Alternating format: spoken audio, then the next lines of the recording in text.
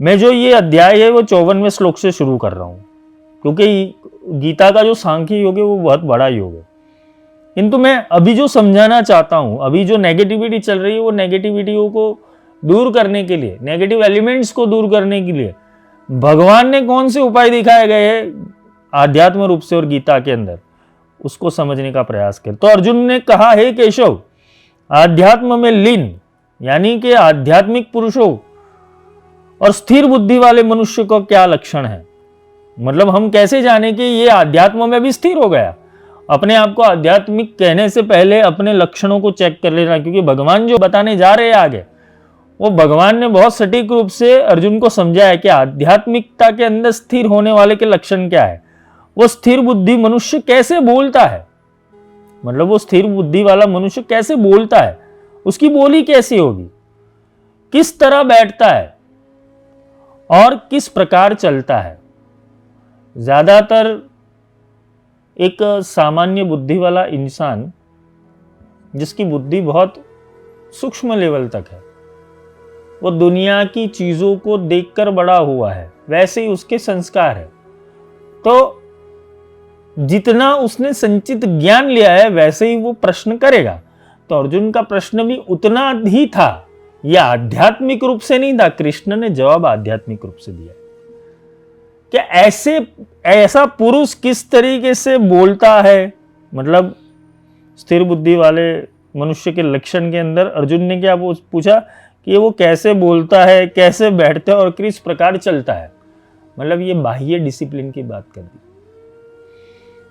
ये जो जगत है, ये जो माया का जगत है, जो ये दुनिया है, वो बाहरी प्रेजेंस से, मतलब तुम्हारी पर्सनालिटी कैसे है उसके ऊपर तुम्हारे जजमेंट लेते।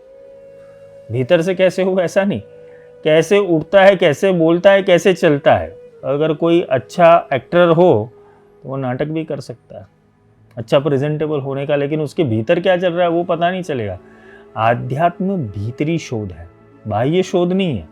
लेकिन अर्जुन का प्रश्न अभी तक बाह्य ही था, इसलिए उसने बाह्य ही प्रश्न पूछा। कैसा प्रश्न पूछा कि वे स्थिर बुद्धि वाला मनुष्य कैसे बोलता है, किस तरीके से बैठता है और किस तरीके से चलता है। भगवान है, वो तो इतनी लीला करके आए थे। गोकुल से वृंदावन, वृंदावन से मथुरा, मथुरा से द्वारिका, द्वारिका से हस्तिनापुर। उनका बैठना, उठना, समझना, चलना किसी ने पकड़ नहीं पाया था। अगर हम कृष्ण को आध्यात्मिक चेतना कहे, कृष्ण को मुक्त तत्व कहे और कृष्ण को परमात्मा माने, तो उनकी जो लीला है वो सामान्य बुद्धि, यानी कि जो अर्जुन प्रश्न कर रहा है कैसे उठता है, कैसे बोलता है, कैसे चलता है, उससे विरुद्ध है। पर यहाँ कृष्ण जो ज्ञान दे रहे हैं वो ज्ञान को समझना जरूरी है, क्योंकि स्थिर बुद्धि वाला पुरुष वो अपनी क्रियाओं से नहीं पहचाना जाता। स्थिर बुद्धि वाला पुरुष वहां पहचाना जाता है कि परिस्थिति के अंदर वो कैसा बिहेव कर रहा है। वो अस्थिर तो नहीं हो रहा है। अर्जुन ने इतना सामर्थ्य बनाया, इतनी सारी विद्या अर्जित की, अंत में महाभारत के युद्ध में आकर वो अस्थिर हो गया। कहीं ब्रेक पड़ी होगी तो भगवान कृष्ण को कुंडली दिखाई होगी उसने कि भगवान देखो तो सही, शनि वक्री है कि नहीं। पर ऐसा कुछ नहीं हुआ था, क्योंकि उस समय के ऊपर बहुत सूक्ष्म समय था और भगवान ने अपनी माया से सारे सेनाओं को स्तंभित करके रखा था। कुछ सुनाई ना दे इसलिए केवल और केवल सारी चीजों को स्तंभित करके रखा था। अर्जुन ने प्रश्न भी पूछा, भीष्म पितामह को ये समय क्यों वेस्ट कर रहा है अर्जुन। तब भीष्म पितामह ने उनको उत्तर दिया था कि उसका संवाद का एक अंश भी तुम्हारे कान के ऊपर पड़ जाएगा, तुम्हारा उद्धार हो जाएगा। मतलब दुर्बुद्धि वाला इंसान, दुर्मति वाला इंसान कभी भी सही ज्ञान को उपलब्ध नहीं हो सकता। अर्जुन का अर्थ ये होता है, अगर हम अर्जुन के प्रायोगिक शब्द की परिभाषा में जाए तो अर्जुन का अर्थ होता है अर्जन करने वाला, जिसके अंदर दोष दृष्टि नहीं। इसलिए भगवान ने राजगुह्य राजयोग के अंदर उसे बहुत ही सुंदर शब्द से संबोधित किया कि हे अनसूयवे, कि तुम्हारी दोष दृष्टि नहीं है। और वो दोष दृष्टि ना होने के कारण ही भगवान ने उसको उत्तम आत्मज्ञान दिया। तो अर्जुन का प्रश्न क्या था? अर्जुन का प्रश्न तो बहुत प्रैक्टिकल था, क्योंकि वो प्रैक्टिकल दुनिया के अंदर ही वो स्थिर बुद्धि वाले पुरुष के लक्षणों को देखेगा कि कैसा बोलता है, कैसा उठता है, कैसे चलता है। भगवान ने ये कहा, हे पार्थ, भगवान ने उत्तर भी दिया। भगवान ने कहा, हे पार्थ, जब मनुष्य मनोरथों से उत्पन्न होने वाली, मनोरथ का अर्थ क्या होता है? मन का एक रथ है। मन इंद्रियों के साथ, इंद्रिय उसके पहिए है और मन उसका रथ है। उसके ऊपर मनोरथों से उत्पन्न होने वाली इंद्रिय तृप्ति की सभी प्रकार की कामनाओं का परित्याग कर देता है। मतलब इंद्रियों की तृप्ति की कामनाओं का परित्याग कर देता है। स्थिर बुद्धि वाले पुरुषों का लक्षण यही है सर्वप्रथम, कि इंद्रिय से जो मिल रहा है, वो सही देख रहा है, गलत देख रहा है, सही सुन रहा है, गलत सुन रहा है, सही बोल रहा है, गलत बोल रहा है, उससे कोई लेना देना नहीं। उसकी बुद्धि की स्थिति क्या है? वो सभी प्रकार की कामनाओं का परित्याग कर देता है। अब ये कामना शब्द बहुत विचलित है आज के युग के अंदर। अरे कोई जो भी आध्यात्मिक मार्ग को आध्यात्मिकता समझता है, वो आध्यात्मिकता नहीं है। लेकिन जो संकल्प विकल्प का गेम है, जो कामनाओं का गेम है, ठीक है, उसके अंदर उलझा हुआ है। तो भगवान ये कहते हैं कि सब प्रकार की मनोकामनाओं का परित्याग कर देता है। जब विशुद्ध हुआ उसका मन आत्मा में ही संतोष प्राप्त करता है। किसके अंदर? आत्मा के अंदर। अब ये आत्मा के अंदर विषय संतोष प्राप्त करने वाला, सोचो आत्मा के तत्व के अंदर डूबा कैसे जाए? अरे तो आत्मा का ज्ञान ही नहीं होगा। तुम पड़े हो मंत्र तंत्र यंत्र की दुनिया के अंदर, झूठ की दुनिया के अंदर, प्रपंच की दुनिया के अंदर। आत्मा तो तुम्हारा विषय ही नहीं बनेगा, और शरीर को छोड़ के जाओगे तो तुम्हारे अंदर भीतर से आत्मा ही निकल जाएगी सबसे पहले। अभी उसको जाना नहीं और पूरी दुनिया के तंत्र मंत्र विज्ञान को तुम जानने की कोशिश करोगे तो तुम्हारा तो बेड़ा कहाँ से पार होगा। इसलिए भगवान कृष्ण ने वहां पर उसकी बुद्धि को लगाम करते हुए उसको कामना से मुक्त कर दिया।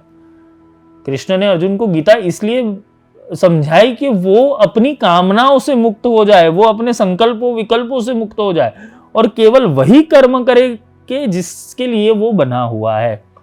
इसे ही कर्म संन्यास योग कहते हैं। तो भगवान कृष्ण क्या कह रहे हैं? सभी प्रकार की कामनाओं का परित्याग कर देता है। जब विशुद्ध हुआ उसका मन आत्मा में ही संतोष प्राप्त करता है। मतलब वो केवल एक अपनी आत्मा के चिंतन में डूबा है, अपने आत्म कल्याण का मार्ग ढूंढता है, जिसको यहां कोई रस आसक्ति, यहां की किसी प्रपंच में उसको फंसना नहीं। केवल वो अपने मुक्ति के साधन की ओर बढ़ रहा है और केवल अपने कर्तव्य के पथ के ऊपर आगे बढ़ रहा है। तब जाके उसका मन आत्मा में संतोष प्राप्त करता है। किसी का बुरा करोगे तो तुम्हारे साथ बुरा होगा, किसी का सही करोगे तुम्हारे साथ सही होगा।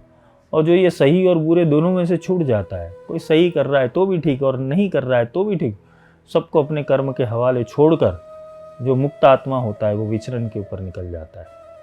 तो भगवान श्री कृष्ण यहाँ पर कहते तब वह मनुष्य विशुद्ध चेतना में स्थित प्रज्ञ कहा जाता है। मतलब जिसकी सारी कामनाएं चली गई, जिसके सारे सपने खंडित हो गए, जिसको कर्तव्यपना से मुक्ति मिल गई, जिसको अब कोई काम करना शेष नहीं बचा है, जो इंद्रियों के लिए भी काम नहीं करता है, जो स्वाद के लिए भी काम नहीं करता है, जो रूप के लिए भी काम नहीं करता है, जो गंध के लिए भी काम नहीं करता है, जो किसी भी अवस्थाओं के लिए अपनी कामनाओं की प्राप्ति के लिए वो कर्म नहीं करता है, वो स्थित प्रज्ञ है। अब क्यों ऐसा? क्योंकि वो पुरुष जागृत हो चुका होता है, उसे ही आत्मा में स्थिर हुआ पुरुष कहते हैं। वो जो भी मिलता है वो ईश्वर की कृपा समझता है। वो प्रोग्राम के अंदर ज्यादा प्रॉब्लम क्रिएट नहीं करता है। ना वो पाप को देखता है, ना पुण्य को देखता है, ना सुख को देखता है, ना दुख को देखता है, ना स्वर्ग को देखता है, ना नरक को देखता है। वो स्थिर बुद्धि वाला युक्त केवल एक चिंतन, एक आत्मा के चिंतन के अंदर डूब जाता है। दुखों की प्राप्ति होने पर, भगवान आगे कह रहे हैं, दुखों की प्राप्ति होने पर जिसका मन विचलित नहीं होता, अगर दुख भी आ जाए तो उसका मन विचलित नहीं होता, उसका चित्त स्थिर और गंभीर रहता है। वो दुख से विचलित नहीं होता है, वो दुख के सॉल्यूशन की ओर जाता है। दुख में हाय तौबा नहीं पुकारता, वो किसी भगवान को तुरंत नहीं पकड़ा, किसी मंत्र तंत्र यंत्र की दुकान पे नहीं चला जाता, वो किसी ग्रह को सेट करने नहीं चलता। दुख में जो स्थिर हो गया, दुख आया है उसको सीधा ज्ञान हो जाएगा, किसी कर्म की परिस्थिति मुझ पर आई है, कोई कर्म मेरा प्रकट हुआ है, कोई समय मेरा प्रकट हुआ है, किसी बीज का ये फल है, वैसा समझने वाला पुरुष वो दुख को समभाव से चलाता है। कि दुखों की प्राप्ति होने पर भी जिसका मन विचलित नहीं होता, मतलब कुछ दुख आया तो वो विचलित नहीं होता, वो खड़ा रहता है। मतलब वो कब होगा कि जब आत्मज्ञान मिल जाए, वरना तो विचलित हो जाओगे और तुम 100 उपाय कर लोगे। सुखों की प्राप्ति की इच्छा नहीं रखता, मतलब कोई चीज मिल जाए और मिलने के बाद तुम सुखी हो जाओ, वो इच्छा भी नहीं रखता कि ये मिलने के बाद मुझे सुख मिल जाएगा। जो आसक्ति मतलब आसक्ति का अर्थ होता है, एक होती है इच्छा और एक हो जाती है आसक्ति। आसक्ति का अर्थ चाहिए ही चाहिए वाला होता है कि ये तो चाहिए, इसके बिना नहीं रह सकूंगा। जो आसक्ति भय तथा क्रोध से मुक्त है। आसक्ति यानी लालच, आसक्ति यानी इच्छा, भय यानी डर, और क्रोध मतलब कोई भय नहीं होगा तो क्रोध आएगा नहीं। इंसान या तो डर के मारे क्रोधित होता है या डर दिखाने के लिए क्रोधित होता है। इंसान की जो कैरेक्टर है, उसका जो चरित्र है मनुष्य का, उसके अंदर ये गुण और स्वभाव बहुत काम करते हैं। क्योंकि बहुत सूक्ष्मतम स्तर के ऊपर देखने जाए तो इंसान अपने स्वभाव से ही सुखी है, इंसान अपने स्वभाव से ही दुखी है। वो जो अपने लिए सोचता है वो दूसरों के लिए सोच नहीं सकता है, ये स्वार्थ जो है उसके अंदर, इसलिए वो दुखी है। मेरा बेस्ट हो जाए, मेरा भला हो जाए, मेरा कल्याण हो जाए, वो पूरे जगत को लेकर नहीं चलता, इसलिए जगदीश्वर साथ नहीं देता है। जो स्वार्थी है, जो अपने लालचवश केवल अपनी मनोकामना के लिए आगे बढ़ता है, तो उसका बोलते हैं ना, आध्यात्मिकता से कोई लेना देना नहीं होता। इसलिए वसुधैव कुटुंबकम ये सूत्र दिया गया था। तो यहां पर भगवान कहता है जो आसक्ति यानी कि जो इच्छा की तीव्र वासना के अंदर भी लिप्त नहीं है, जो भय के अंदर किसी भी प्रकार से भय से लिप्त नहीं है कि आज ये चला जाए तो मुझे दुख हो जाएगा, ये इंसान चला गया तो मुझे दुख हो जाएगा, इतना धन का नाश हो गया तो मुझे दुख हो जाएगा, मेरी नामना खराब हो गई उसका दुख हो जाएगा। जो इंसान भय में रहता है, जो क्रोध से मुक्त है, जिसको किसी भी हालत में क्रोध नहीं आता। तो तुम ये कहोगे भगवान को नहीं आता, लेकिन भगवान का क्रोध वो लीला थी। भगवान शिव को भी क्रोध आया था, भगवान कृष्ण को भी क्रोध आया था, भगवान राम को भी क्रोध आया था। भय भी न हो तो न प्रीति, वो भय दिखाने के लिए क्रोध करना पड़ता है, किंतु अंदर का एलिमेंट स्थिर होता है। जो आसक्ति भय तथा क्रोध से मुक्त है, ऐसा स्थिर मन वाला मुनि कहलाता है। ये मुनि को समझना, मुनि यानी जिसने अपने मौन को साधा है, जिसने अपने आत्म तत्व को साधा है, वही मुनि कहलाने के लिए योग है। जिसकी बुद्धि आसक्ति रहित, भय से मुक्त और क्रोध से मुक्त होती है, उसे मुनि कहते हैं। इस संसार में भगवान कहते हैं कि इस संसार में जो मनुष्य न तो शुभ की प्राप्ति से हर्षित होता है, न अशुभ की प्राप्ति होने पे द्वेष करता है, ऐसी बुद्धि वाला पूर्ण ज्ञान में स्थिर होता है। हम किसी को कहाँ से बोले कि ये ज्ञान में स्थिर है, ये अपनी स्थिति में स्थिर है, ये अपनी अवस्था में स्थिर है, ये अपनी बुद्धि में स्थिर है, ये अपने कर्तव्य के अंदर स्थिर है, हम कैसे कह पाएंगे? तो उसके लक्षण भगवान कह रहे हैं कि ना तो शुभ की प्राप्ति से हर्षित होता है कि आज ये दर्शन हो गए तो मेरा शुभ हो गया, आज ये फल मिल गया तो शुभ हो गया, आज ये प्राणी मिल गया तो मेरा शुभ हो गया। वो शुभता और अशुभता से परे चला जाता है। बिल्ली ने रास्ता काटा तो मेरा अशुभ हो जाएगा, सपने में सर्प दिखे तो अशुभ हो जाएगा, भूत प्रेत दिख गए तो अशुभ हो जाएगा। ये जो मान्यता है, जो मान्यताओं से मुक्त है, जो सही और गलत मान्यताओं से मुक्त है, जो शुभ की प्राप्ति को भी, शुभ की प्राप्ति से न हर्षित होता है और ना अशुभ की प्राप्ति होने पर द्वेष करता है। चाहे वो अशुभ भी आ गया, कुछ गलत भी हो गया, तो उससे द्वेष नहीं करेगा। वो समझ लेगा कि ओके चलो होता है।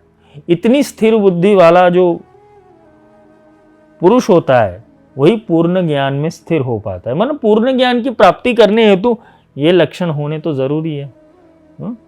भगवान कृष्ण आगे कहते कि जिस प्रकार कछुआ सब ओर से अपने अंगों को समेट लेता है, मतलब एक कछुआ होता है, वो अपने जो उसका कवच होता है उसके अंदर सारे अंगों को समेट लेता है। उसका मुख भी चला जाता है, हाथ भी चले जाते हैं, पैर भी चले जाते हैं। उसी प्रकार जब मनुष्य इंद्रियों को इंद्रिय विषयों से सब प्रकार से खींच लेता है, मतलब वो खाना इसलिए खाता है कि वही शरीर चला सके, वो सांस इसलिए लेता है कि शरीर चला सके, वो निर्वहन करने के लिए ही शब्द स्पर्श रूप रंग रस गंध से जुड़ा होता है। वो इंद्रियों के भीतर की आसक्ति को बलपूर्वक अपने भीतर खींच लेता है। जैसे कछुआ इंद्रिय निग्रह करता है और अपने भीतर स्थिर रहता है, वैसे ही उसी प्रकार जब मनुष्य इंद्रियों को इंद्रियों विषय से सब प्रकार खींच लेता है, तब वो पूर्ण चेतना में स्थिर हो जाता है। ये ध्यान योग का बहुत ही उत्तम नियम है। ये ध्यान करना है तो तुम खा रहे हो तो उसके अंदर आसक्ति है, स्वाद में लिपटे हो कि आज दाल चावल मिल गया, आज खिचड़ी मिल गया, आज भंडारे का खाना मिल गया, आज चाइनीज मिल गया, आज पिज्ज़ा मिल गया, तुम ये आसक्ति के अंदर हो। पूछना आध्यात्म, तुम जिस आध्यात्म के अंदर हो तुम्हारी रुचियां क्या क्या है, तुम्हारे कंफर्ट जोन क्या क्या है, तुम ऐसे चल सकते हो, वैसे चल सकते हो, ये पसंद है, ये नहीं पसंद है। अगर तुम्हारी बुद्धि इस सब के अंदर घिरी हुई है तो समझ लेना तुम अभी तक स्थिर हुए नहीं।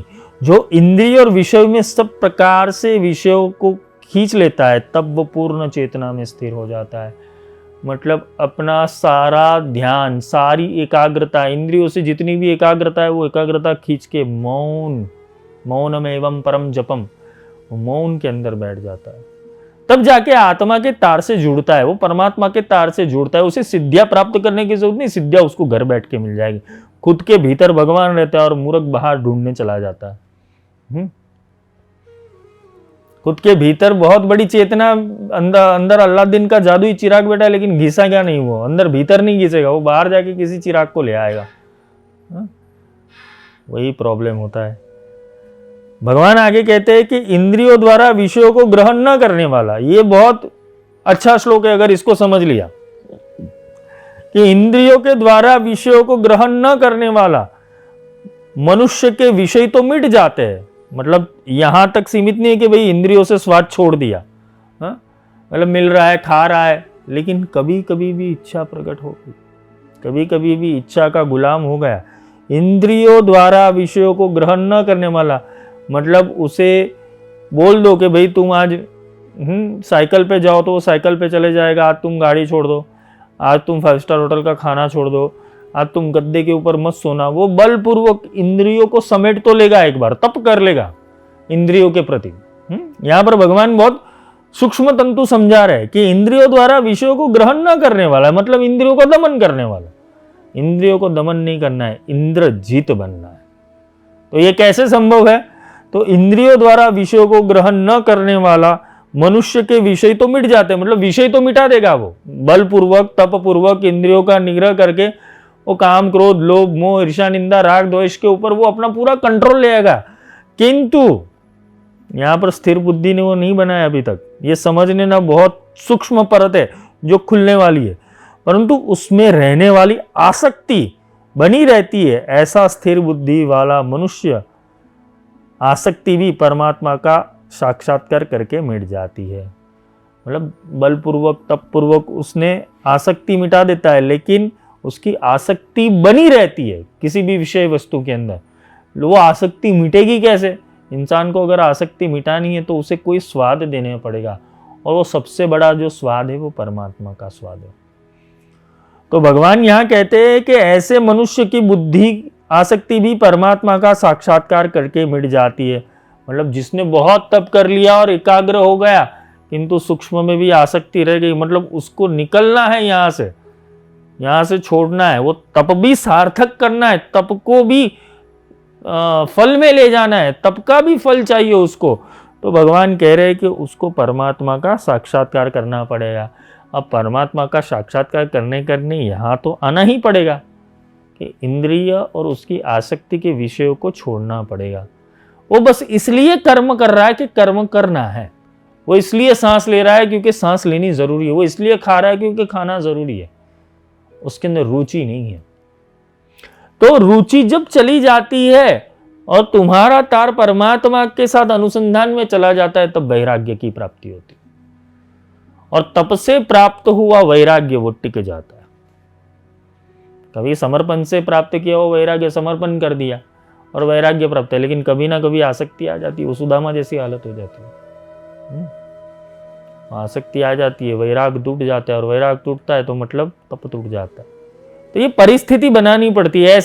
ऐसे ही कोई भी परा सिद्धियों का प्राकट्य नहीं होता। जिस तरीके से अभी दुनिया तुम्हें सम्मोहित कर रही है, दुनिया बेवकूफ बना रही है, तो जब आत्मा की स्थिरता के ऊपर और परमात्मा के तत्व के अंदर आ जाओगे, तुम्हें सिद्धि प्राप्त करने की जरूरत नहीं है। सारी विभूति तुम्हारे सामने प्रकट हो जाएगी, वो विश्व रूप दर्शन मिल जाएगा। और तत्वदर्शी गुरु और तत्वदर्शी शिष्य, अर्जुन को तत्वदर्शी कृष्ण ने बनाया और तत्व की जिज्ञासा प्रकट की, पर उनको भगवान श्री कृष्ण ने तत्व नहीं दिया, बोला किसी तत्वदर्शी गुरु की शरण में जाओ। तत्व समझना एक अलग बात है और तत्व को प्राप्त करना एक अलग बात है। ये गीता भी अगर अच्छे से पढ़ना चाहते हो, अच्छे से समझना चाहो तो तत्व की प्राप्ति कर लेना। फिर गीता के अंदर रोज नई गीता, एक अध्याय के अंदर नई गीता प्रकट हो जाएगी, उसके 18 अध्याय बन जाएंगे। भगवान कृष्ण यहां पर ये कह रहे हैं कि हे अर्जुन, इंद्रियां इतनी प्रबल तथा वेगवान है, जो मनुष्य इंद्रियों को वश करने का प्रयत्न करता है, उस विवेकी मनुष्य के मन को भी वो बलपूर्वक हर लेती है। यहां इंद्रियां बहुत वेगवान है, क्योंकि इंद्रियों से ही काम, क्रोध, लोभ, मोह, ईर्ष्या, निंदा, राग, द्वेष चलता है। यही शब्द, स्पर्श, रूप, रस, गंध, ये पंच तन्मात्रा से ही उसके ही नेगेटिव एलिमेंट्स निकलते हैं, जिसे बोलते हैं कि इंद्रियों के कारण उत्पन्न हुआ दूषण। वो दूषण क्या होती है? दुर्गुण होते हैं। इंद्रिय सद्गुणी बनानी पड़ती है, इसलिए हम पंच तत्व पंचोपचार पूजा करते हैं। वो पंचोपचार पूजा से हम ईश्वर के किसी स्वरूप के अंदर स्थिर होने का प्रयत्न करते हैं, उसे पंचतत्व पूजन कहते हैं। किंतु ये पंच तत्व का पूजन करने के बाद हमारे पंच तत्व ईश्वर के स्वरूप में नहीं, किंतु इंद्रियों के स्वरूप में चले जाते हैं और इंद्रिय निग्रह करने लगते हैं। तब जाके प्रॉब्लम ये आती है कि इंद्रिय में छुपी हुई आसक्ति वो इंसान को वापस वही कर्म के चक्रव्यूह में डाल देती है। क्यों?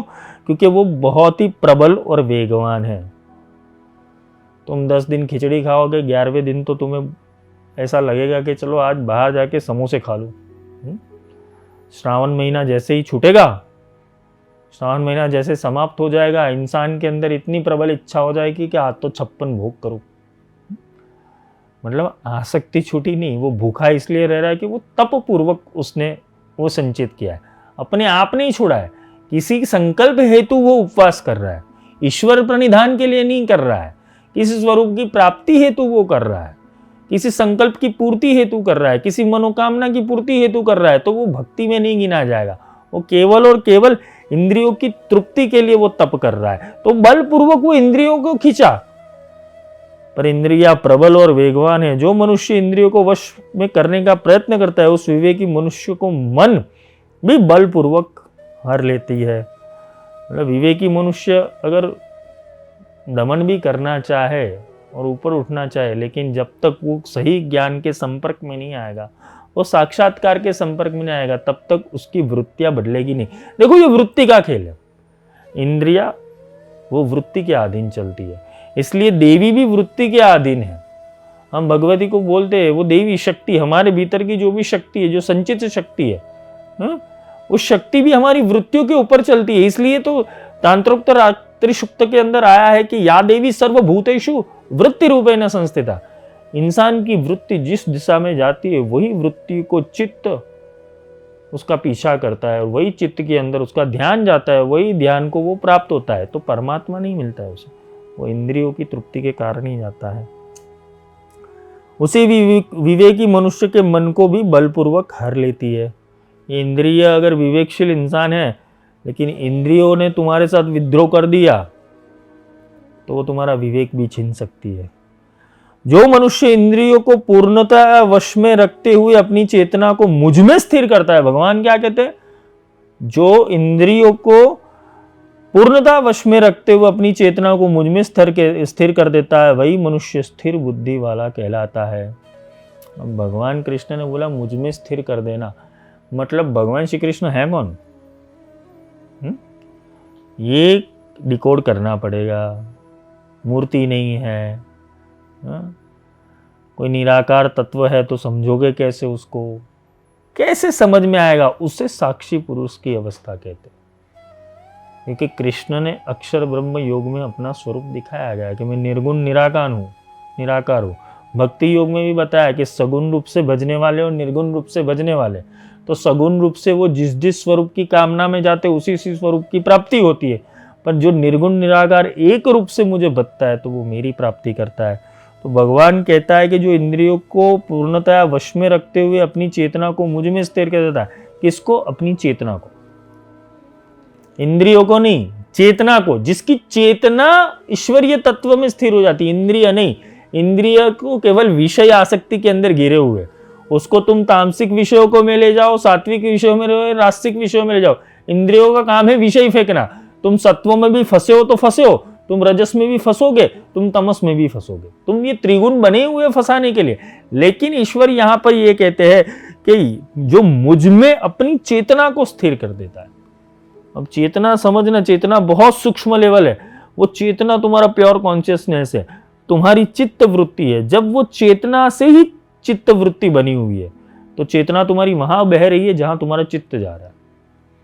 तो तुम्हारी चित्त वृत्ति और तुम्हारे मन को बीच में से काटना पड़ेगा। योग चित्त वृत्ति निरोध, ये चित्त वृत्तियों का निरोध करने से योग सधेगा। तो ये बीच में से कैंची चलानी पड़ेगी।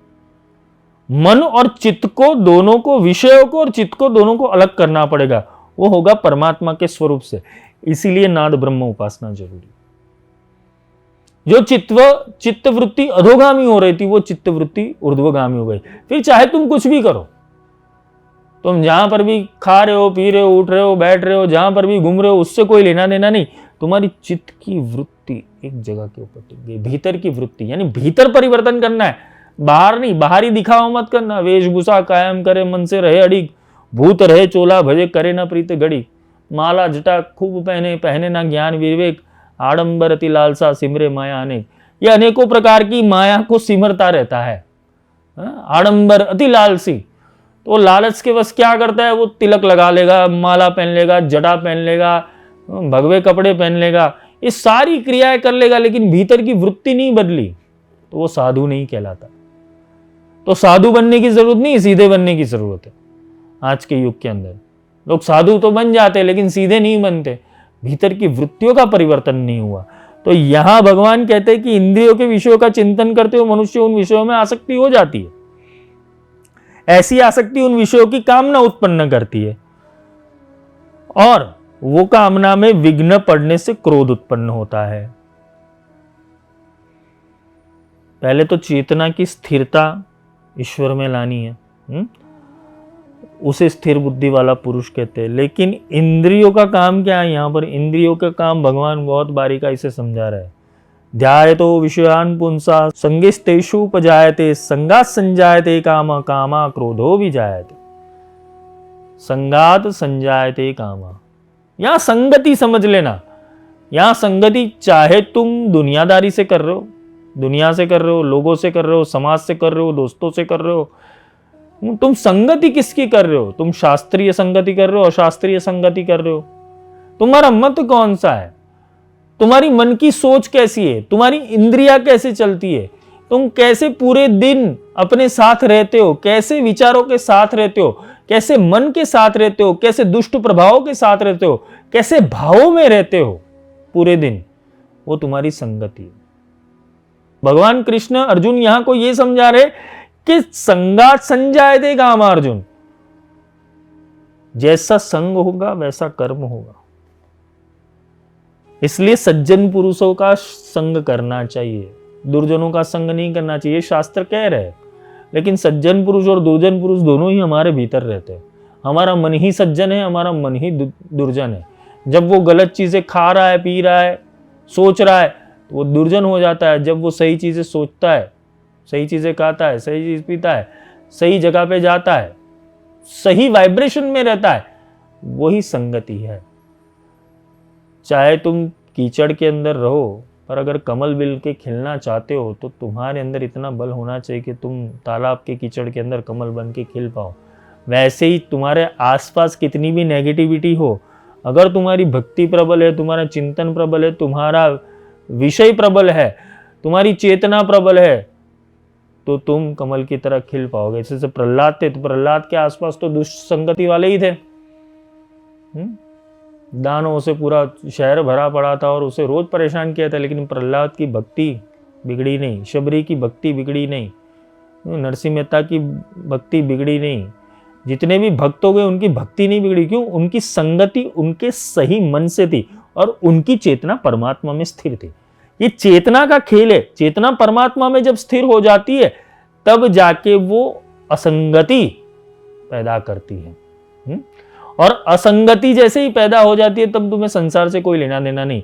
अब तुम भले और तुम्हारा विज्ञान भला, तुम भले तुम्हारा परमात्मा भला, तुम भले तुम्हारा चिंतन भला और तुम भले तुम्हारा आत्म कल्याण भला।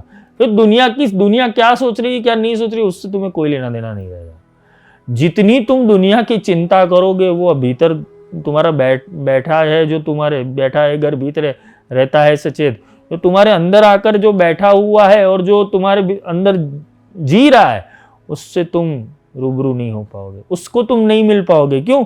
तुम्हारी संगति गलत है, तुम्हारे वाइब्रेशन गलत है।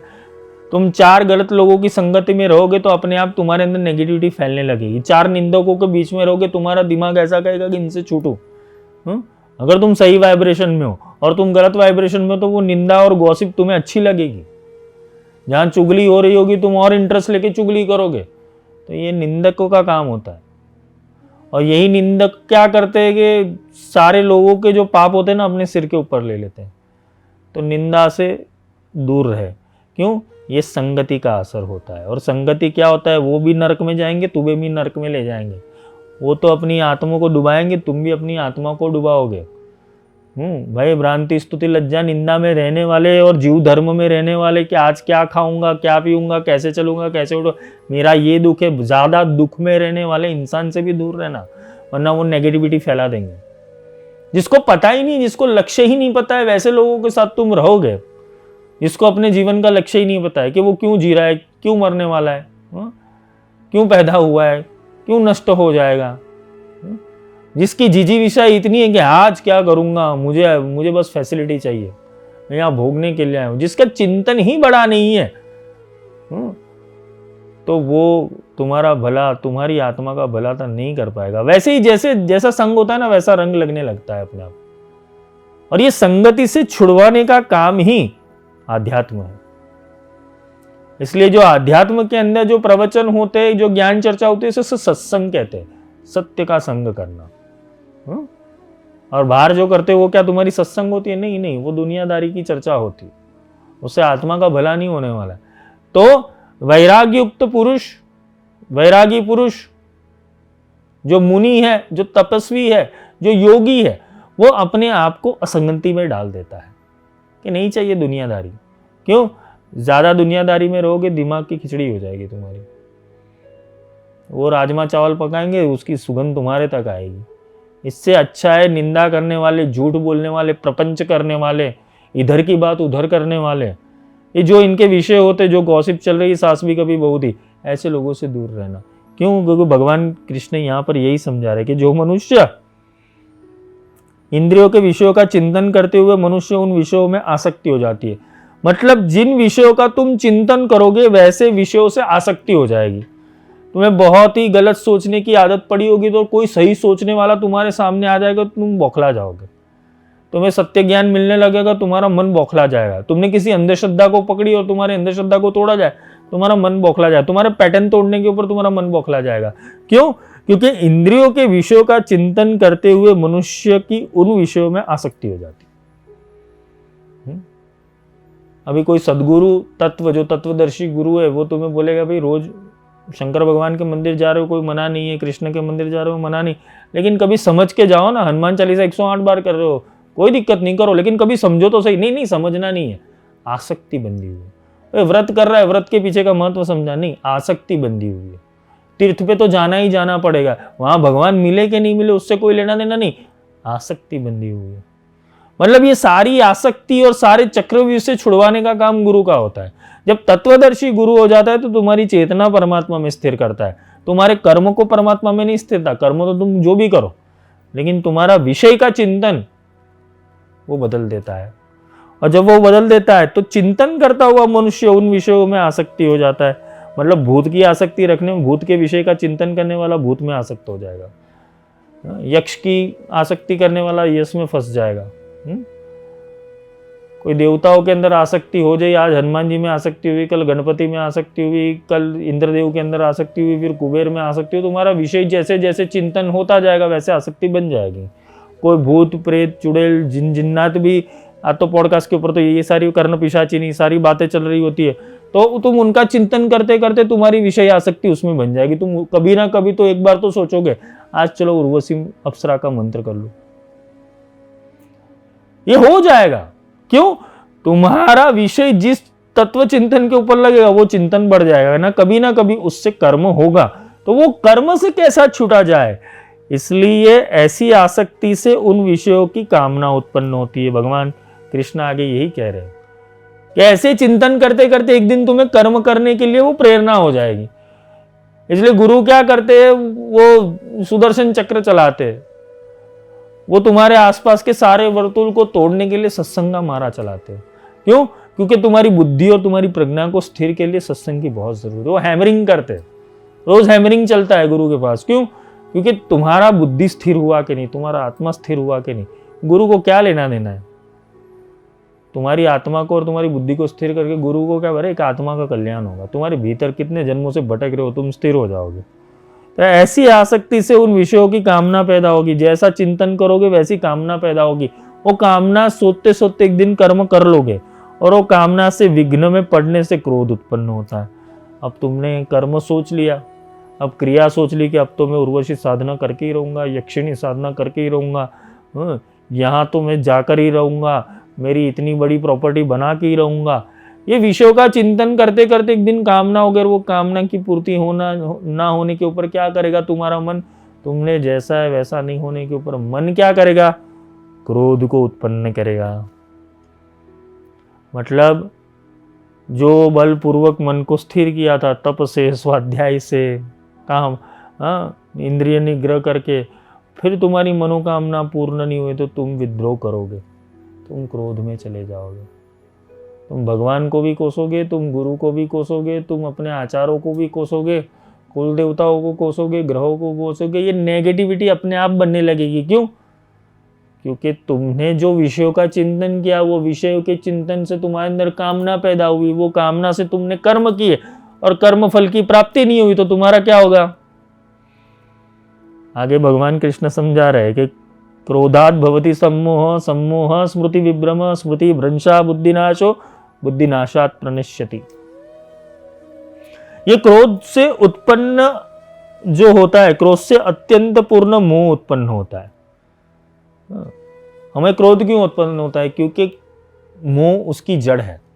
हम कोई भी क्रिया, कोई भी कर्म, स्वाभाविक छोटे से छोटा कर्म भी हम मोह के कारण ही करते हैं।